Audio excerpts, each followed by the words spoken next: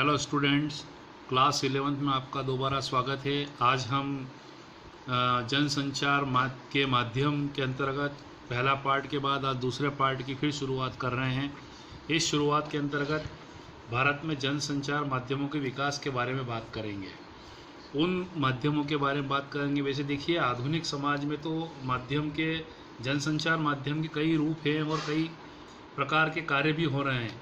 इसका इतिहास भी कम कोई पुराना नहीं और भारत देश के साथ भी इसका जो इतिहास है पौराणिक काल से ही जुड़ा हुआ है। जब हम पौराणिक काल के मिथक पात्रों को खोजते हैं तो वहाँ हम देवर्षि नारद के बारे में बात करते हैं, नारद जी के बारे में बात करते हैं कि वे भारत के पहले समाचार वाचक के रूप में जाने जाते हैं, जो वीणा की मधुर झंकार के साथ में देवलोक के बीच संवाद सेतु थे। और उन्हीं की तरह महाभारत काल में जब हम बात करते हैं तो धृतराष्ट्र गंधारी को युद्ध की झलक दिखाने के लिए, विवरण सुनाने के लिए संजय की जो परिकल्पना प्रस्तुत की गई है, वे भी एक समृद्ध समाचार संचार माध्यमों की ओर इशारा करती है। अब हम जब बात करते हैं तो समाचार माध्यमों के बारे में बात करते हैं, जनसंचार के माध्यम पुराने समय के पश्चात हम वर्तमान में जब हम जाते हैं तो सबसे पहले हम समाचार पत्र पत्रिकाओं के बारे में बात करते हैं कि भारत में जनसंचार की शुरुआत समाचार पत्र पत्रिकाओं के माध्यम से ही हुई है। कि समाचार पत्र जो होता है इसका एक अपना मजबूत वर्ग होता है जो रेडियो और टेलीविज़न से ज़्यादा ताकतवर माना जाता है। कारण क्योंकि यह सस्ता होता है, यह एक प्रकार का प्रिंट माध्यम है और लोगों तक बड़ी आसानी से पहुंच जाता है, देश के कोने कोने में पहुंच जाता है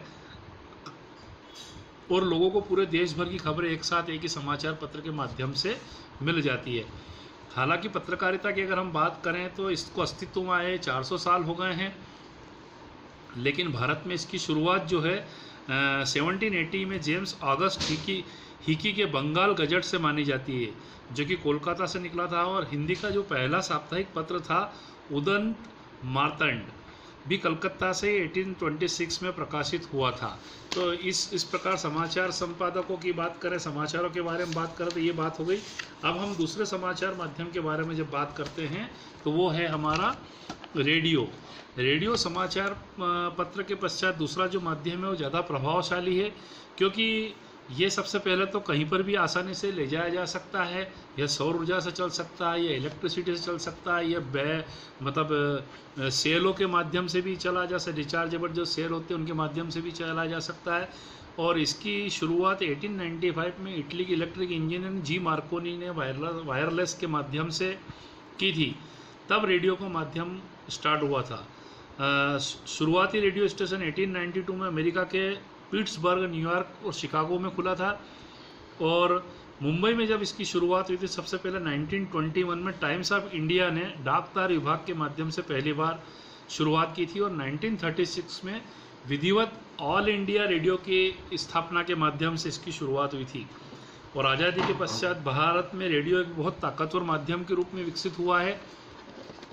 और उसके अंतर्गत उस माध्यम के अंतर्गत भारत में अब चारों ओर आकाशवाणी की धूम है। इसी के साथ साथ भारत में एक आधुनिक भाषा के रूप में रेडियो एफएम फ्रीक्वेंसी मॉड्यूलेशन 1993 में शुरू हुआ, जिसके बाद तो हिंदुस्तान में रेडियो की एक अपनी छवि अलग ही हो गई, जिसमें एफएम चैनल के माध्यम से साफ़ सुथरा संगीत बिना किसी रुकावट के, बिना किसी ध्वनि की रुकावट के घर घर गांव गांव तक पहुंच रहा है। और अब यह एकमात्र ऐसा साधन है जो पूरी दुनिया को जोड़ने का भी कार्य कर रहा है। यह रेडियो माध्यम जो है अखबार और टेलीविज़न की तुलना में आज सस्ता हो गया, क्योंकि ये जेब में और पॉकेट में रखा जा सकता है। इसमें कोई खराबी नहीं होती है। बस इसमें सिर्फ एक ही है कि समाचार पत्र हम कभी भी पुराना उठा करके पढ़ सकते हैं, लेकिन रेडियो में हम कोई भी खबर को दोबारा सुनना हो तो इंतज़ार करना पड़ता है अगर वो आएगी कि नहीं आएगी। इसके पश्चात हमारा तीसरा माध्यम जो होता है वो टेलीविज़न। यह आजकल वर्तमान में जनसंचार का एक सबसे महत्वपूर्ण साधन के रूप में काउंट होता है। इसकी विश्वसनीयता कई गुना बढ़ चुकी है और इसकी शुरुआत 1927 में बेल टेलीफोन लेबोरेटरीज न्यूयॉर्क ने शुरुआत की थी। और भारत में टेलीविज़न की शुरुआत यूनेस्को की जो एक शैक्षणिक प्रोग्राम जो हुआ था उसके अंतर्गत हुई थी 15 सितंबर 1959 को। इसका मकसद टेलीविज़न के जरिए लोगों में शिक्षा पहुंचाना था।